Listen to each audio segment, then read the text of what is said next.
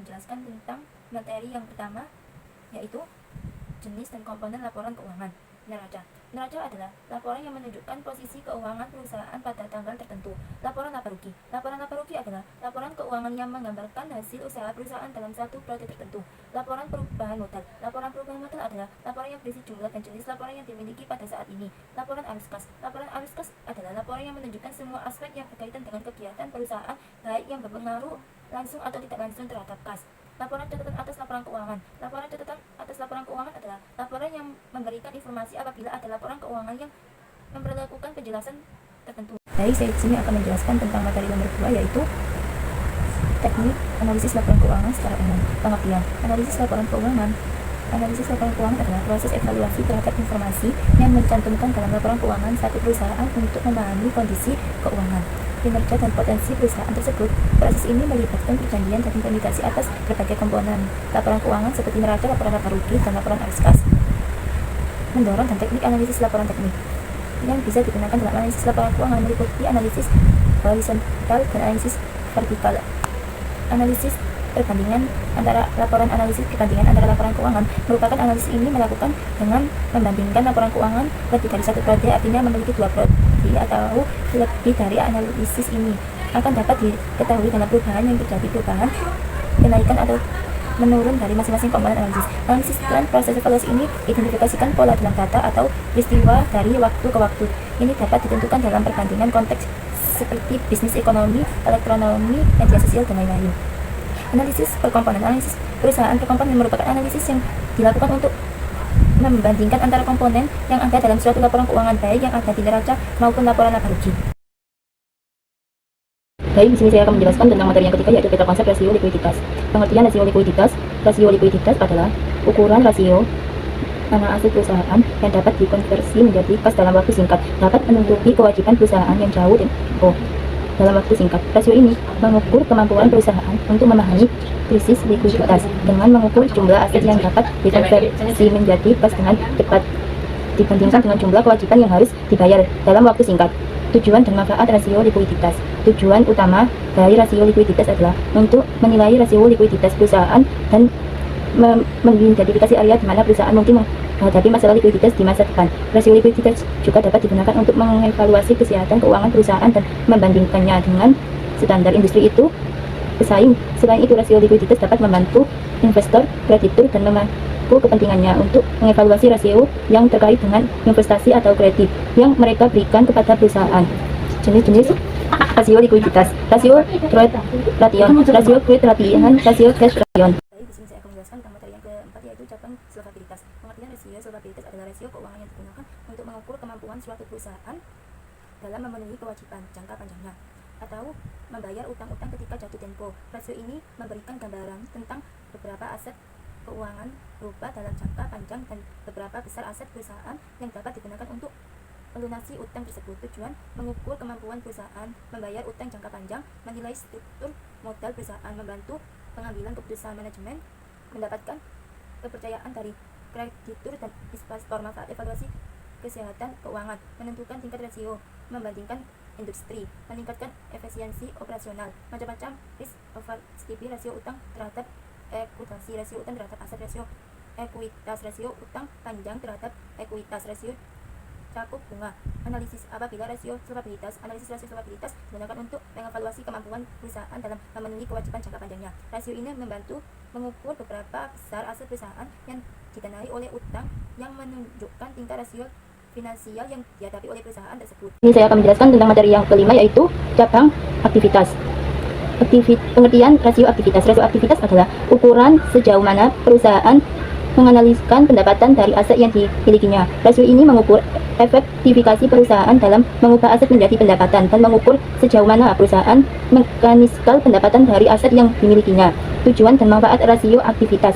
Tujuan utama dari rasio aktivitas adalah untuk mengevaluasi efektivitas perusahaan dalam menghasilkan pendapatan dari aset yang dimilikinya. Rasio aktivitas juga dapat digunakan untuk mengevaluasi kesehatan keuangan perusahaan dan membandingkan dengan standar industri atau pesaing. Selain itu, rasio aktivitas dapat membantu investor, kreditur, dan memangku kepentingan lainnya untuk mengevaluasi rasio yang terkait dengan investasi atau kredit yang mereka berikan kepada perusahaan. Jenis-jenis rasio likuiditas. Rasio aktivitas lancar, rasio aktivitas investasi. Baik, di sini saya akan menjelaskan tentang materi yang keenam, yaitu analisis laba kotor. Pengertian analisis laba kotor. Analisis laba kotor adalah proses mengevaluasi laba kotor perusahaan dan memahami faktor-faktor yang mempengaruhi laba kotor. Analisis ini melibatkan menganalisis laporan keuangan perusahaan dan memahami faktor-faktor seperti pendapatan, biaya, dan pajak yang mempengaruhi laba kotor. Faktor-faktor yang mempengaruhi laba kotor: pendapatan, biaya, dan pajak. Manfaat analisis laba kotor. Analisis laba kotor juga dapat membantu perusahaan dalam perencanaan laba kotor dan mengidentifikasi area di mana perusahaan dapat meningkatkan laba kotor. Baik, saya di sini akan menjelaskan tentang materi yang ketujuh, yaitu rasio profitabilitas. Pengertian rasio profitabilitas adalah ukuran yang digunakan untuk mengevaluasi sejauh mana perusahaan dapat menghasilkan keuntungan dari operasinya. Rasio ini memberikan gambaran tentang seberapa efisien perusahaan dalam mengubah penjualan atau pendapatan menjadi keuntungan isi. Tujuan dan manfaat rasio profitabilitas. Tujuan utama dari rasio profitabilitas adalah untuk menilai kinerja keuntungan perusahaan dan membantu manajemen dalam pengambilan keputusan strategis. Manfaatnya termasuk menarik investor dengan menunjukkan potensi keuntungan dan mengidentifikasi area yang memerlukan perbaikan untuk meningkatkan efisiensi. Baik, di sini saya akan menjelaskan tentang materi yang ke-8, yaitu rasio keuangan bank. Pengertian rasio keuangan bank. Rasio keuangan bank adalah alat analisis yang digunakan untuk mengevaluasi berbagai aspek kinerja keuangan bank. Rasio ini memberikan gambaran tentang kesehatan keuangan bank dan kemampuannya dalam memenuhi kewajiban finansial. Penggunaan rasio keuangan bank. Rasio keuangan bank digunakan untuk menilai kinerja keuangan bank secara keseluruhan maupun manajemen dalam pengambilan keputusan strategis dan memastikan kepatuhan terhadap peraturan yang ditetapkan oleh otoritas keuangan. Jenis-jenis rasio keuangan bank: rasio likuiditas, rasio profitabilitas, rasio solvabilitas. Di sini saya akan menjelaskan tentang materi yang ke-9, yaitu sumber dan pengangguran modal kerja. Pengertian modal kerja. Definisi modal kerja adalah keseluruhan aktivitas lancar yang digunakan untuk menjelaskan operasi sehari-hari perusahaan. Fungsi menjamin kelancaran operasional dan likuiditas perusahaan. Arti penting dan tujuan modal kerja. Arti penting modal kerja yang cukup memungkinkan perusahaan beroperasi dengan efisien dan menghindari masalah likuiditas. Tujuan: memastikan kelancaran operasional, menjaga keseimbangan antara aset lancar dan kewajiban lancar. Jenis-jenis modal kerja. Modal kerja kotor, total aset lancar, perusahaan modal kerja bersih, analisis antara aset lancar dan kewajiban lancar. Faktor-faktor yang mempengaruhi modal kerja: siklus operasi, durasi waktu yang dibutuhkan untuk mengubah bahan baku menjadi kas, volume penjualan lebih tinggi biasanya membutuhkan modal kerja lebih besar. Kebijakan kredit yang longgar dapat meningkatkan piutang yang kebutuhannya modal kerja.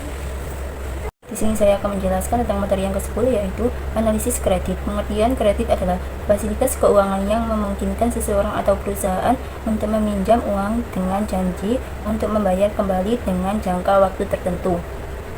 Fungsi kredit: meningkatkan konsumsi, investasi, dan likuiditas. Prinsip-prinsip kredit: menilai karakter pinjaman, menilai kemampuan peminjaman untuk membayar kembali, menilai modal yang dimiliki peminjaman, menilai peminjaman yang diberikan, menilai kondisi ekonomi dan industri. Macam-macam kredit: kredit konsumsi, kredit investasi, kredit modal kerja. Baik, di sini saya akan menjelaskan tentang break-even point. Pengertian analisis break-even point adalah titik di mana total pendapatan dari penjualan sama dengan total biaya yang dikeluarkan, sehingga perusahaan tidak mengalami keuntungan maupun kerugian. Break-even point penting juga menentukan jumlah penjualan minimum yang diperlukan untuk menutup semua biaya.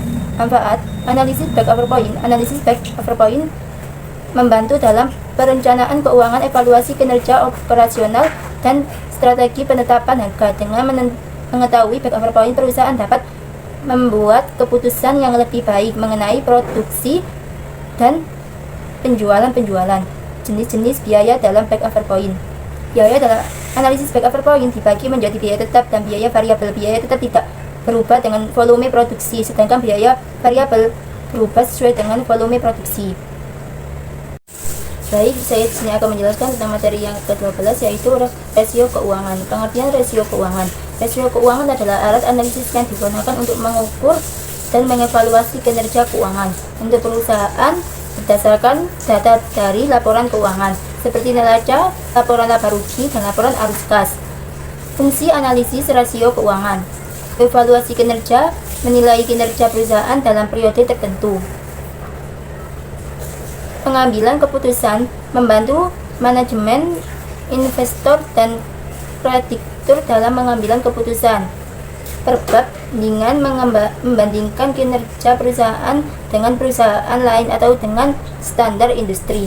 Macam-macam rasio keuangan. Rasio likuiditas, rasio profitabilitas, rasio solvabilitas, rasio aktivitas.